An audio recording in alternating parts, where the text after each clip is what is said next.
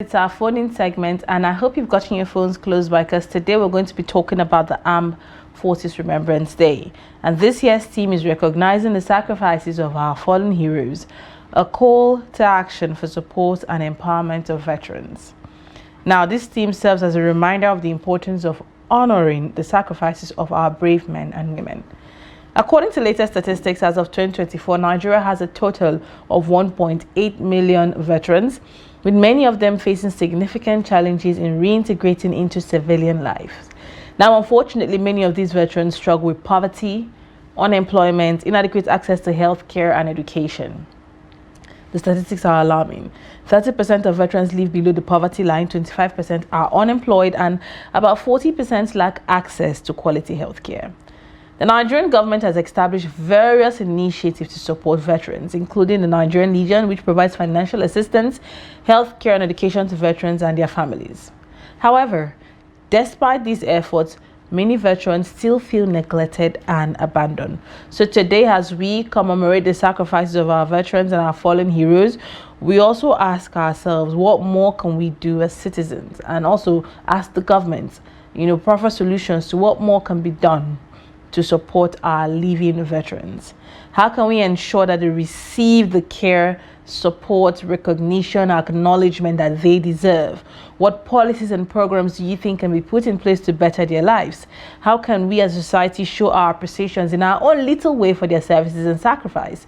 If you know any veteran around you, tell us what you do in your own little way to show support to him. If you're a veteran listening, do well to call in and let us know. Share your challenges with us, and things that could be done to better your lives that you want Nigerians to know. Share your experience with us that you want Nigerians to know. Today is all about appreciating the people who have been at the forefront for us as Nigerians. So join in the conversation by calling us on the phone number that's displayed on your screen. Send us WhatsApp messages, and we are here to hear your thoughts and your ideas. I think it is important to also emphasize that whether or not we will continue to find people with the right incentive, or the people with the right motivation to get into the armed forces, will be a function of how we treat the people that have gone ahead of them. True that. In other climes, the armed forces shows up in class and pick some of the finest of the country's stocks into it, and they are happy to go there and have a full career regardless of their discipline. Today, how many kids would tell you voluntarily that they want to be in the army? They've not seen anything we have done with the people that have gone ahead of them. So I mean, if you even see kids telling you they want to be in the army, they are motivated by what they see with the American films and the rest of them. We have to find a way to change the narratives back home, and that is what this program chooses to address. We have our first caller. Good morning, your name and where you calling from?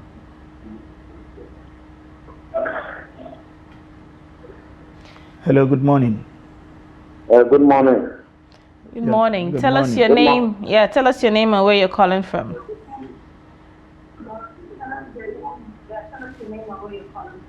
My name is Rabiu Salisu. I'm calling you from Katsina. Mr. Rabiu Salisu, I would need you to please turn down the volume of your TV so we can practically hear ourselves from your trunk. Turn down the volume of your TV set, or at least walk away from that location, okay, so that we can have a seamless conversation. Yes. Okay, sir, I did. Please go ahead. Okay, sir, regarding the honoring the sacrifice of Nigerian veterans, those who lost their life in the place of duty. So these guys must be remembered by Nigerians, because the time we are living in comfort in our rooms, we are in the bush protecting our health, protecting to make sure that the country lives in peace and harmony. When everybody, including the politicians, rich men, poor men, are in their rooms sleeping, and those guys are in the forest protecting Nigerians, so they must be remembered, and their family must be taken care of. If the government has to provide enough funding for taking care of the family. Because when I was finished my secondary school, 22 of my colleagues are in military, enter military, with the patience to provide support and protect our country. But unfortunately, some of them lost their lives in the battlefield. Some of them are alive. So we want to see those who are alive, or those who lost their lives, their family must be taken care of in terms of medical, considering the skyrocketing price of everything in this life. So we hope those who lost their lives, may God forgive them. Thank you very much, Mr. Salisu from Yobe. And your points are quite taken. The need for us to sort of put some kind of endowment fund that takes care of the family of our fallen heroes. That will serve as an incentive, if you ask me. Because, I mean, we've heard stories of how their families are thrown out of the barracks shortly after they lost their life. They have to struggle for years sometimes to get their terminal benefit to support their children's education and all. It's not always the case, but the fact that some of these stories exist, put a dent on the sacrifice that you cannot quantify, by the way, that a young man who could have taken any other career, who could have even been a menace to society, decides to put his life down to defend you and I, and make sure we can go to sleep with our eyes closed. So whatever the country does in return, it's just never enough, really. And I think that's the point that Salisu made. Good morning. Your name and where you're calling from.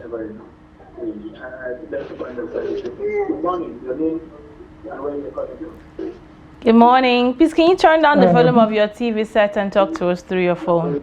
Yes, I'm already done that. I'm even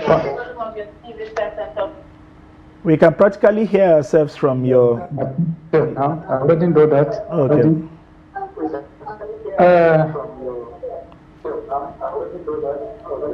We can practically hear ourselves from your trunk. Yes. My name is... We are getting feedback of you practically listening to ourselves. Yeah, we might have to let you go. Because when you call in, please, just turn down the volume completely. I understand the curiosity of wanting to listen to yourselves. That's really cute. But please turn down the volume completely and talk to us through your phone. If you're interested in hearing yourself, catch up on our live stream on YouTube much later during the day, and you would listen to yourself and the opinion you shared. But the phone lines are still open, and so we could give room to other callers. Do well to call on the numbers displayed on your screen.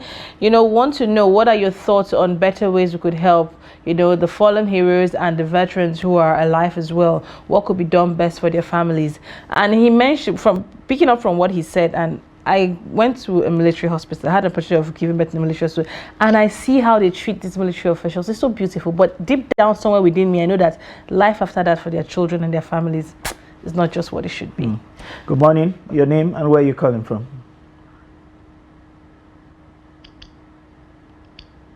Do we still have the caller on the line? Good morning. Hello. Good morning. Good morning. Tell us your name and where you're calling from. I'm Abasekong calling from Gombe State. Good morning, Mr. Ekong. It's a pleasure. I'm Abasekong calling from Gombe State. Yes, I got that. Good morning, you. Mr. Abasekong. Let us have your opinion, please. Sincerely speaking, your TV station is one of the best in my heart. Thank you. Now, going to the point, yesterday I watched a documentary on your station from France 24, and it talked about veterans. There is this woman that she gave her life for the services of Kenya. And what happened? When she was sick, hospitalized, nobody paid her a visit. Nothing was done to ameliorate her suffering. But what eventually happened? When she died, they bought casket of over millions of dollars to bury her. I watched it on your TV station yesterday. What am I trying to bring out? What I'm trying to say is that we don't value the best we have. In this country, we have people that have gone outside to fight for this to fight for other countries. That's right. And they were adjudged the best. The police went out, they became the best. The army went out, they became the best. But why, when they come back to this country, why are they not the best? What is the missing line or the missing link between them not being profound the best? Something is wrong. And when you go to the nurse, what are they doing there? The money they are eating. Just look at the money they are eating there. What are the sacrifices they are giving? These people, they are giving their lives. Sacrifice their life as a lamb that is laid to a board and then slaughtered. My brother, something needs to be done. They need to look into the sacrifices of the men that are alive. The ones that are dead, they should remember their family. Look at the man that green, white, green, our national flag. Nothing was done to him until when the man died before they remembered him. Now they need to have been settling the man. My brother, I'm thanking this station, but they will not hear us. That is my plight. Thank you. God bless you. Thank you so much for those encouraging words, for those positive reviews that you give to Trust TV. We are not unmindful of the responsibility that lies ahead. We'll continue to do our best, or to give our best in the service of motherland. This is the bit that we can do to highlight some of these issues and hope, against hope, like you said, that someday some persons who can do something about it hears us and indeed does something positive about it. Good morning. Your name and where you're calling from. Hello, good morning. Unfortunately, we lost that call. Please do well to call back. If you can't, please, you can as well reach us through WhatsApp. The numbers are there on your screen and we will take your message. One time, as a young banking officer in Bauchi State, we were going for some visits to far-flung customers somewhere in Potiskum. In the heydays of the Boko Haram, we stumbled on this other checkpoint, those days when communication marks were destroyed. He was deployed shortly before his wife gave birth. So he has no news of giving birth or whatever, at all. So when we got there, after he identified us as bankers, of course we were drafting multi because security, he scripted down the number of the wife and he said, I don't know when you will come back here, but call her, tell her that I'm alive, that I'm doing well, find out if she gave birth, what baby we had, and whoever is passing through this place, just pass that information to me. I'll be okay. We couldn't share tails. All the food we had, because we were not sure we could find one on the road, we dropped with them because they told us they have not had water in 2 days. And we drove on returning, we assured him we would do it. The moment we got into Bauchi, we made that call, sent another driver back to give him that information because we knew how much he would be motivated by such a person. That is the kind of sacrifice. And this was a young soldier of somewhere around 25, 30, already in the war front. It's the level of sacrifice. We don't tell these stories enough, and so our young people don't understand it, and they don't even understand why this kind of honor, is demanded of them, and we should tell it more often. Good morning. Your name and where you're calling from. Good morning, Mr. Sunday. My name is Shetima Kudima, calling from Maiduguri. Mr. Good morning, Shetima. It's a pleasure always to have you. Good morning, Lilian. Good morning. How is Maiduguri this morning? Maiduguri is cool, Lilian. It's cool, honestly. All right. Thank you, Mr. Shetima. Please go ahead and share your perspective. Thank you. About our fallen heroes. Well, as you rightly said, and most of the callers says, these people deserve respect and deserve a honor.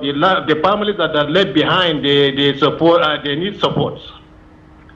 And honestly speaking, the country is not doing well and is not doing justice for them. And it is not only the military sector. All sectors were suffering from ill treatment. That is the frank speaking. We stay here in Maiduguri with soldiers, as our neighbors when Boko Haram was at his peak. They give services in the town.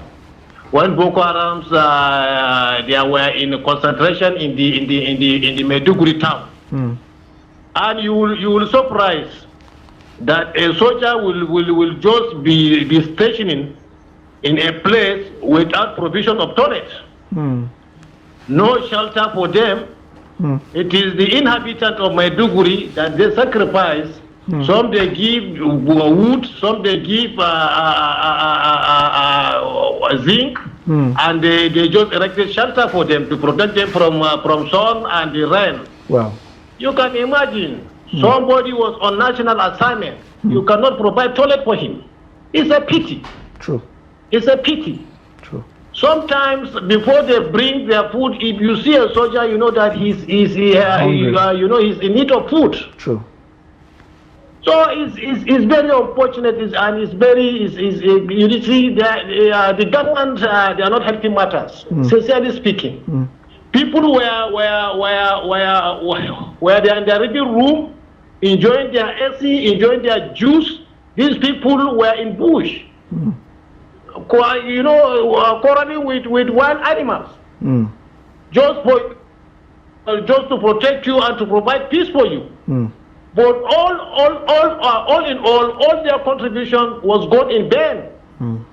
Government are not showing appreciation, and equally we citizens. Somebody you see a soldier will come, it will be looking him as stupid as anything. That is not the way. We should give them support. We should give them whatever they need. True. To assist them, to encourage them. I know many people, if you ask them to join soldier, they say, lie, who? I should go and die? I will not. So these people, they make a sacrifice. They go there to protect us, to protect the integrity of our nation. So honestly, we all supposed to give them just honor and any support that they demand. So thank you very much. Thank you very much, Mr. Shetima. And because you are in Maiduguri, when you try to paint those vivid pictures of the reality, also because Maiduguri has been a theater for so long, I mean, it resonates with most of us. I was struggling not to show emotions because we have seen firsthand. If you have operated anywhere in the Northeast, you would understand the kind of sacrifice that these guys make in their prime. And remember that we are still dealing with a situation in Nigeria where soldiers were accused of mutiny because they refused a commandant's order to approach Boko Harams because they were not given the right equipment. They were charged. They spent 10 years and they were committed. Their death sentence were committed to life imprisonment, and then they were decommissioned. And to even pay them their benefit was a problem. Good morning. Your name and where you're calling from. Good morning. Good morning. Tell us your name and where you're calling from. My name is Do Good. I'm calling from Port Harcourt. All right, Do Good. Go ahead. Yes. Thank you very much for your effort. You are doing well. Thank you, God sir. is treating you all. Amen. At this television. You see, sometimes these things we're talking about was all provided, but the people on top don't put it across to them as they should. That's what I'm saying too, because government may provide things for these guys, but all these officers, stable officers from up to down officers, may not give them exactly what they want, those in the war front. So we should talk to our officers too. We should caution them to make sure this is that the government is giving them. Is get to these guys who are doing the suffering defense in the war front. So it's nice the government is doing the right thing, but the diversions will scale it off. So we should talk to the officers to even let them, let's say, as people are in the bush, while they are in the air conditioning room in the house here, people with their eyes closed. Thank you. Thank you. Thank you, Do Good. You know, it's like all the vivid examples that have been given, you know, it shows that a lot needs to be done. And also another aspect of it that, you know, that sparks my curiosity is, what psychological efforts are they putting into, reintegrate these people back into the society? There's PTSD and it is real. They might not be able to function like other people even if they come back into the society. They still have some mental health issues they are dealing with because of what they've seen at the war front, the trauma they have to deal with. Do we have that available here for them? Even if we do, how effective is it? How many of them have access to it? We saw just recently veterans protesting because of unpaid, it was like, okay, what's going on? But let's take this call. Good morning. Tell us your name and where you're calling from.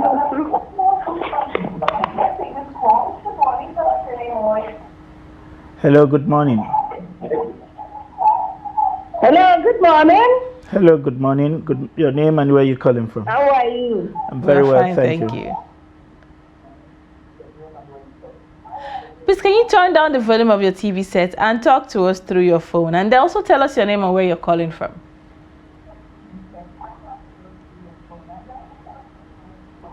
All right. Hi, Jarukaya from Kano State. It's good to have you, Hajiya Rukaya. Thank you so much for calling in. Go ahead with your thoughts. Thank you, sir.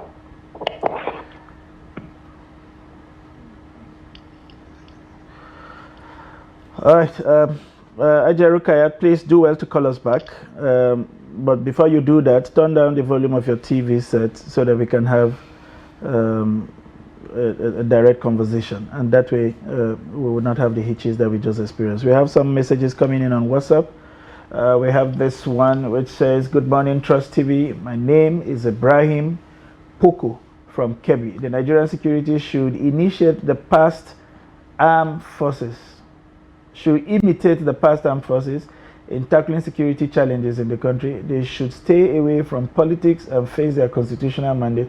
By so doing, the people will find a reason to celebrate them." Well, I get your message, but this is more about those who have made sacrifices and those who are making sacrifices and what we can do to make their life better. But thank you very much for your contributions there, Ibrahim Poku. No, it's those who have made sacrifices, those who willingly go to the war front, those who risk their lives, despite knowing that they might not come out alive from it, or they might not be the same, or they might, like the man you gave the story of who has not even seen his children. Those are the people who are honoring today. Those who have been at the war front and are out with several injuries that have incapacitated them from functioning as normal people in the society. Again, those are the people who are honoring today. I'll tell you a story after we take this call. Good morning. Your name and where you're calling from? My name is Silas from Kogi State. Mr. Silas from Kogi State. Good morning. Go ahead, please. Good morning. So, I really appreciate the program that you people just initiated this morning. Thank you very Thank much. you. It's very important to discuss about it because a lot has been happening in this country. And if you watch closely, you will see that the recruitment of soldiers in this previous one, people refuse to go in to become a Nigerian soldier or to help out to fight insurgency. If you watch in Nigeria, you see that Nigeria is having a shortage of military personnel. So, due to the past, when somebody serves Nigeria as a soldier, after serving finish, the person, after your work has been terminated, you become an ordinary person without recognition of anything. I don't think the salary will be coming, the pension will not be coming, the person will become richer again. So that was one of the reasons why nobody is going there. And now when we are discussing now how to the way out, but before the way out, you will check the status quo of Nigeria, how it is. And I'm starting seeing that Nigeria believes that the present moment that they are making use of you is when you are valued to them. Immediately you are not more, you are nothing again to their own side, without knowing that what the person is doing there is a national assignment.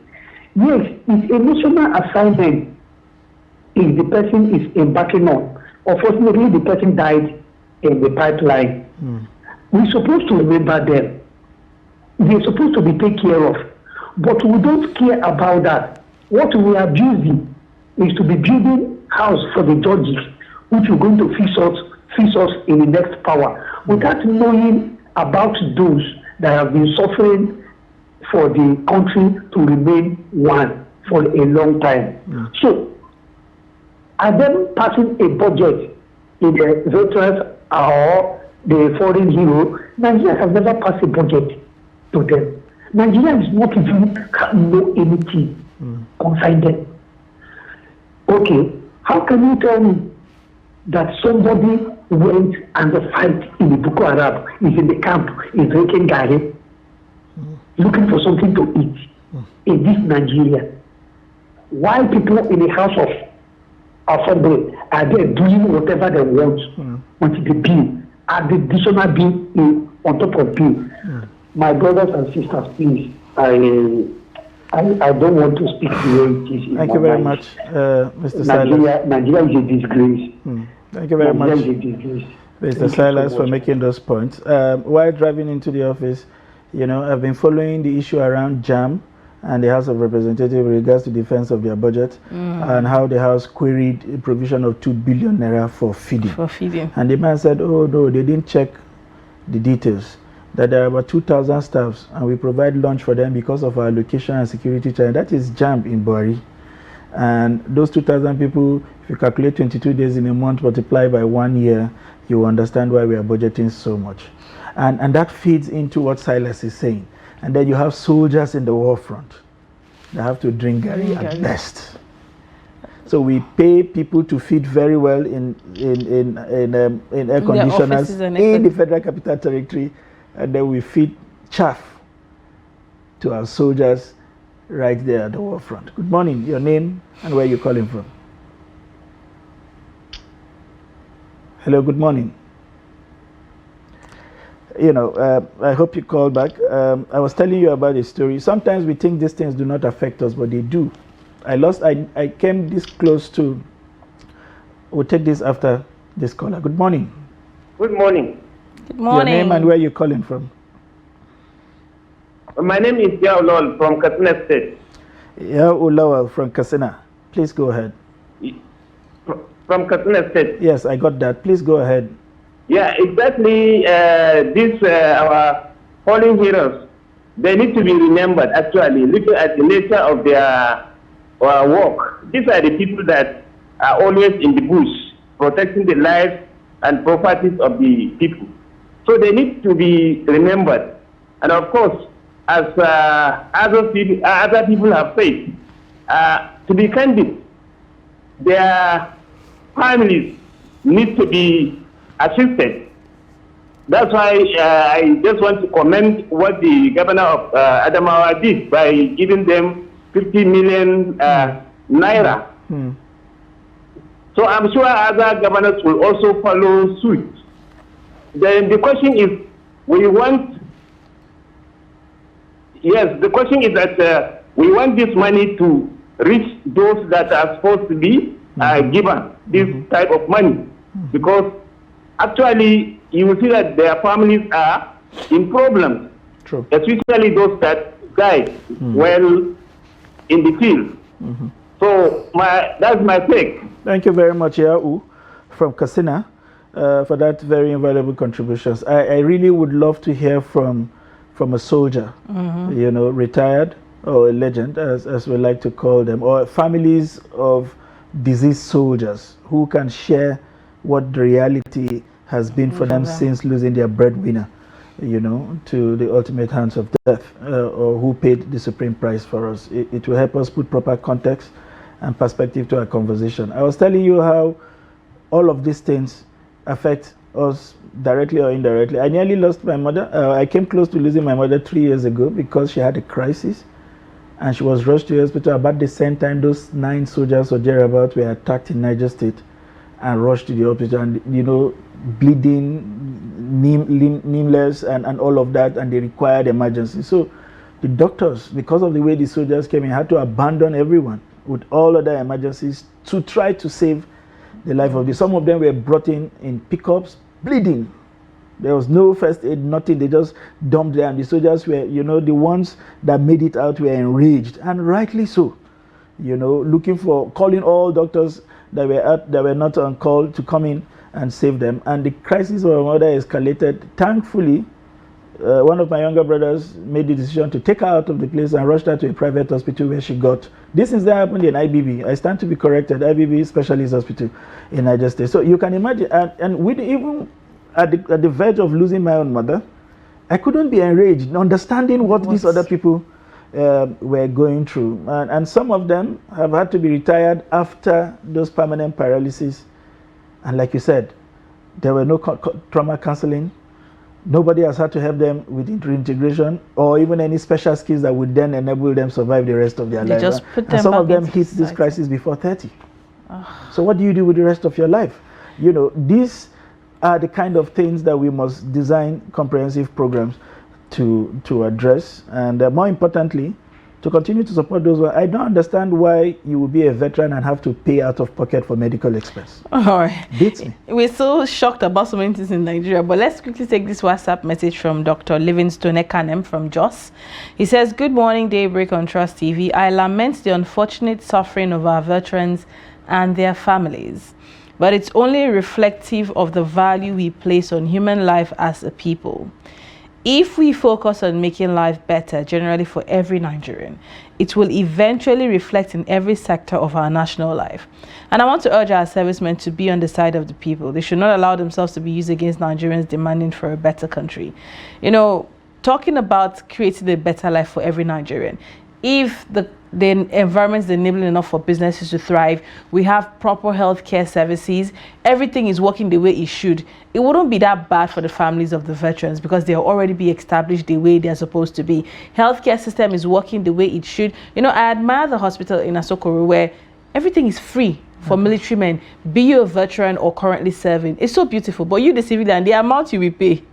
Well, as soon as they come in, are you a veteran or you're a military or whatever it is, you have your own different kind of ID card, and they attend to you free. Antenatal delivery services, consultancy, everything is free. Even medications, the ones they don't have, they take their cars to the outside pharmacy, get it for them, and bring it. And I loved what I was seeing. But it is here in the FCT. Absolutely. Can we have more of that in other parts of the country? Some of the military reference hospitals are the finest that this country can boast of, like 44 in Kaduna. And a host of other places I can't immediately remember off the back of my head. But those are only in the urban centers. We want to see these things in the rural areas. We need to find a way to take out these services to other people and let it rub off on everyone. We can do more, certainly, and that is what this call session has revealed. There's so much more to be done. And like Livingstone said in his last message, it starts with people in service. You have to find a way to take care of your own. This country is too big.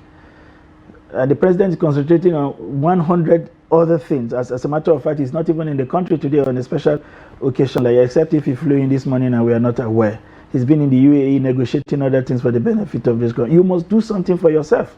As a serving military general or army chief within your own sector, instead of all these celebrations in Abuja, the laying wreaths and all of that at the tomb, which is important, you should be asking questions about the plight of your veterans.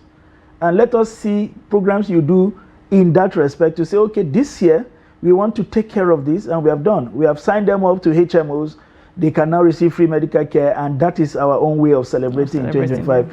I think it will make more sense than just laying wreaths and giving all that lectures and inviting all of those big guys to those exclusive banquet hall celebrations that we have at the villa every other year. All right, that's the much that time would allow us to attend to on our phone-in segment. I hope it's been worth your while.